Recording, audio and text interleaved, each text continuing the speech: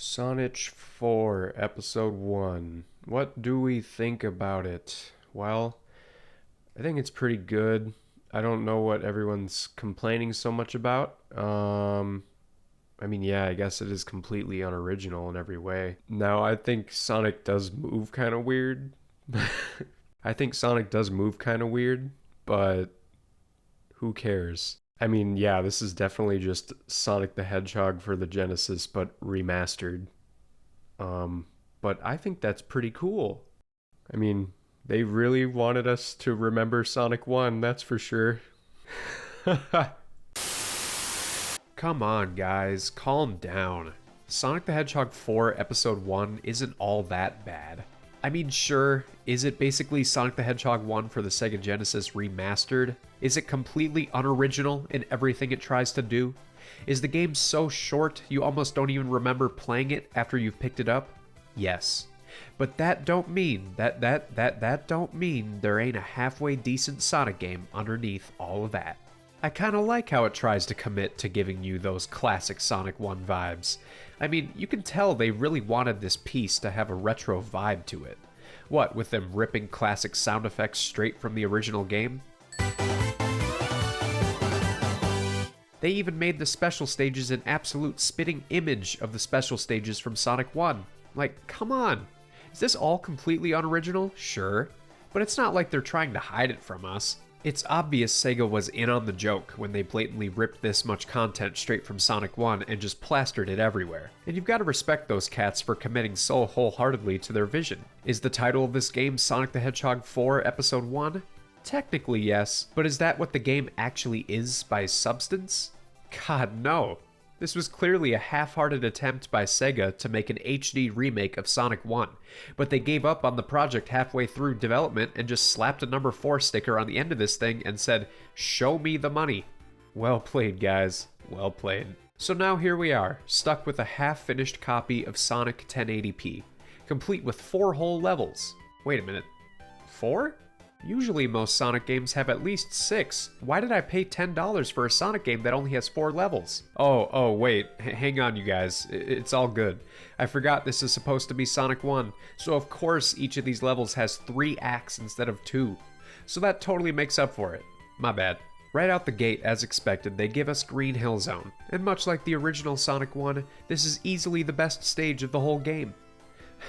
You know, I'm starting to think the reason we've seen so many iterations of the Green Hill Zone over the years is simply because Sega just never misses when it comes to the level design of these types of levels. They are always admittedly really well done stages, and I can't think of one iteration of them over the years that ever fell flat. There's Green Hill from Sonic Mania, banger. There's Green Hill from Generations, banger. There's Emerald Coast, banger. Bridge Island, okay. You know what? That one is actually kinda mid. But either way, most of the time, these types of intro levels work, and Splash Hill Zone is no exception. What I like most about Splash Hill Zone is how open it feels, and even though Sonic 4's controls are insanely awkward, you can adjust to it pretty quickly and pick up some nice momentum on this one. Now, next up, here is where I start to have some questions.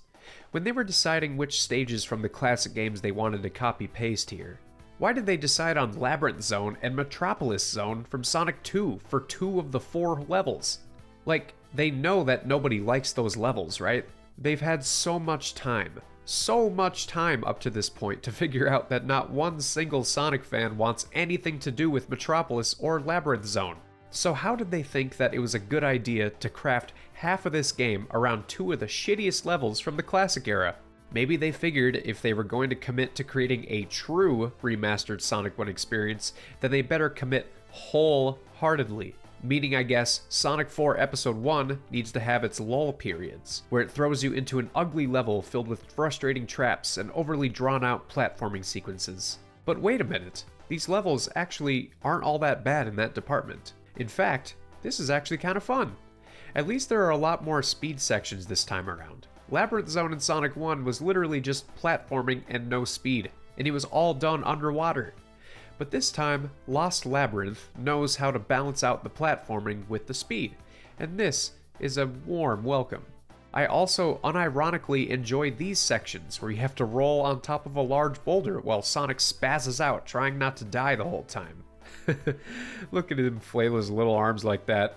I will say though, while these levels are generally fun to play, they do get rather linear. The best Sonic levels are always the ones that provide you with multiple paths to take and encourage exploring, but most of the stuff in Lost Labyrinth and Mad Gear Zone will just funnel you down these singular pathways that go on forever, and it never gives you any opportunity to branch out and find another area. It's just so one-dimensional and really ruins the replayability of Lost Labyrinth and Mad Gear Zones. Casino Street Zone suffers from the same problem a little bit, but not quite as much. It still has its moments where the layout of the land feels like an open playground that you can just freely float between its various exhibits, and I appreciate what it tries to do differently with the casino gambling gimmick. The highlight here is definitely the sections where you need to platform through a deck of cards that alternate flipping between black and red cards as you go, yo. Yeah, you know, after all this, I can't help but feel like Sonic 4 Episode 1 was made as a joke. They gave us 4 stages, all of which are direct ripoffs from previous games. Nothing about this game is original.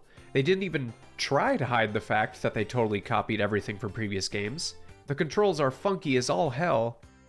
Yeah, you know what? I'm convinced. This is just a haphazard remaster of Sonic 1, and they're calling it Sonic 4 just to see how many people actually buy this bullshit.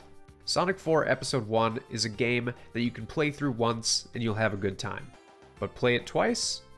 There's an old saying in Tennessee, I know it's in Texas, probably in Tennessee, that says, fool me once, shame on